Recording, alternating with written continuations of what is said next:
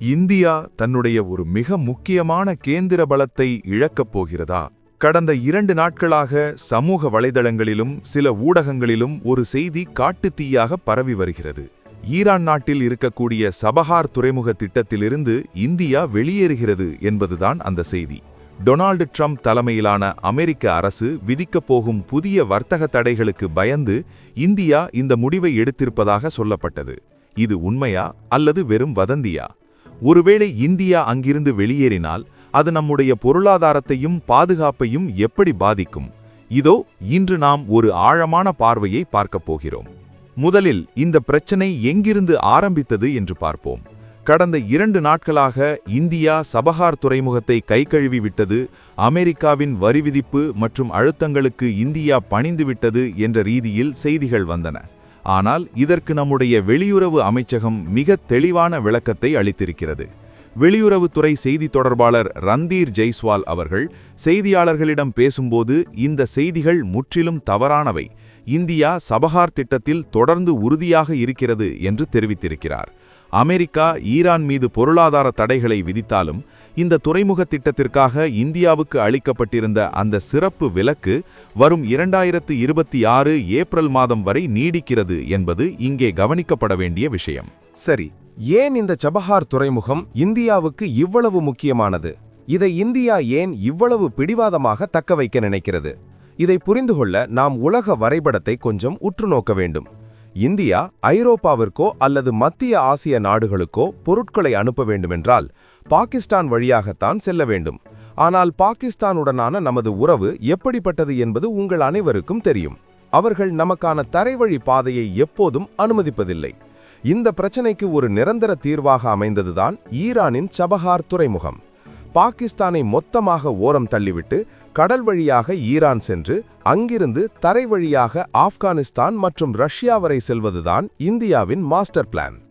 இந்த திட்டத்தை தான் நாம் சர்வதேச வடக்கு தெற்கு போக்குவரத்து காரிடார் என்று அழைக்கிறோம்.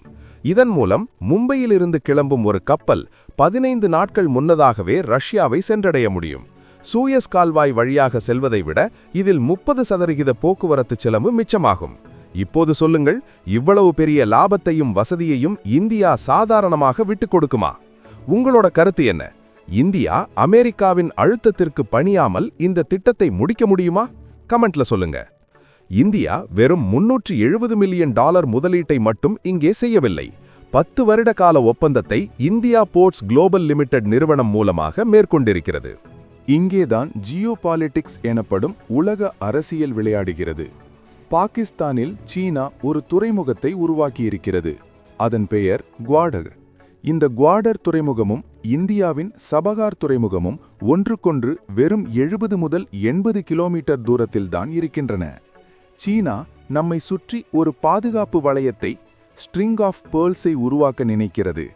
அதை உடைப்பதற்கான இந்தியாவின் மிக முக்கியமான ஆயுதம்தான் இந்த சபஹார். சபஹாரில் இந்தியா இருப்பதால் அரபிக்கடலில் சீனாவின் நடமாட்டத்தை நம்மால் மிக நெருக்கமாக கண்காணிக்க முடியும்.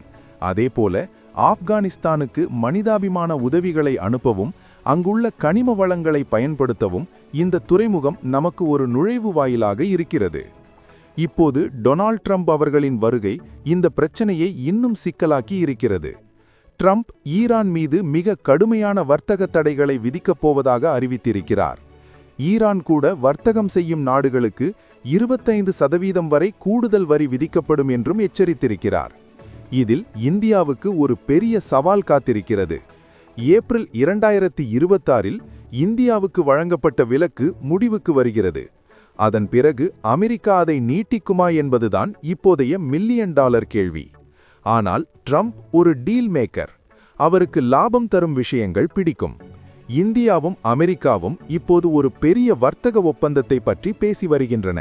அதில் சபஹார் துறைமுக விவகாரமும் ஒரு முக்கிய அங்கமாக இருக்கும் என்று எதிர்பார்க்கப்படுகிறது. இன்னொரு பக்கம் சீனாவையும் குவாடர் துறைமுகத்தையும் நாம் ஒப்பிட்டு பார்க்க வேண்டும்.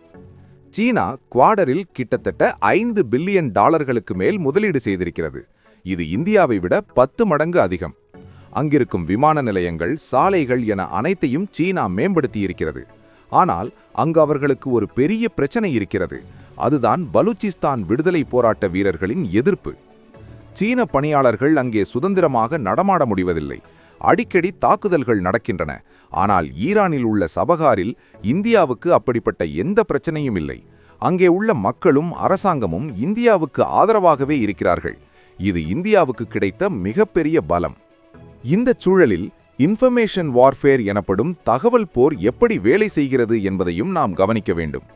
இந்தியா வெளியேறுகிறது என்ற செய்தி பரவிய போது இந்திய அரசாங்கம் உடனடியாக அதற்கு விளக்கம் அளிக்கவில்லை. செய்தி வைரலாகி மக்கள் மத்தியில் ஒருவித பதற்றம் உருவான பிறகுதான் வெளியுறவுத்துறை விளக்கமளித்தது. இன்றைய வேகமான உலகில் அரசாங்கம் இன்னும் கொஞ்சம் துரிதமாக செயற்பட்டு இத்தகைய வதந்திகளை ஆரம்பத்திலேயே தடுத்திருக்க வேண்டும் என்று சமூக ஆர்வலர்கள் கருதுகிறார்கள்.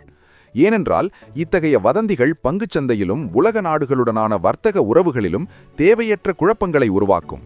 இங்கே இந்தியாவுக்கு ஒரு மறைமுகமான சாதகமான விஷயம் இருக்கிறது. அதுதான் ஐரோப்பிய ஒன்றியத்துடனான இந்தியாவின் வர்த்தக ஒப்பந்தம் FTA. வரும் குடியரசு தின விழாவிற்கு ஐரோப்பிய ஒன்றியத்தின் தலைவர்கள் சிறப்பு விருந்தினர்களாக இந்தியா வரப்போகிறார்கள்.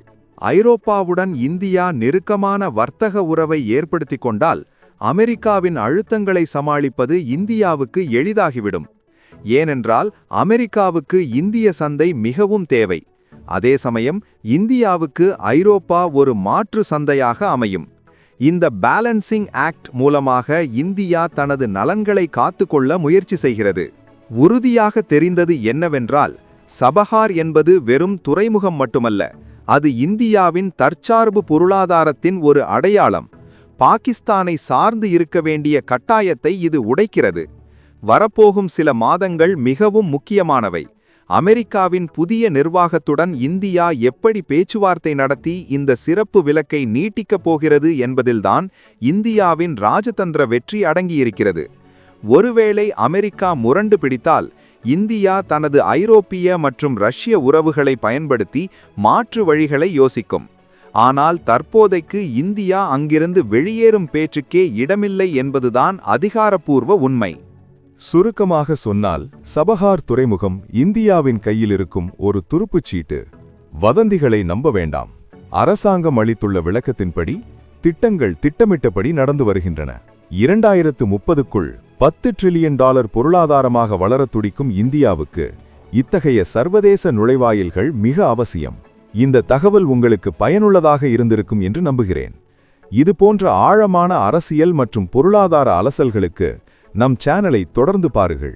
சபஹார் துறைமுக விவகாரத்தில் இந்தியா எடுத்திருக்கும் இந்த நிலைப்பாடு பற்றி நீங்க என்ன நினைக்கிறீங்க? உங்கள் கருத்துக்களை கீழே பதிவிடுங்கள்.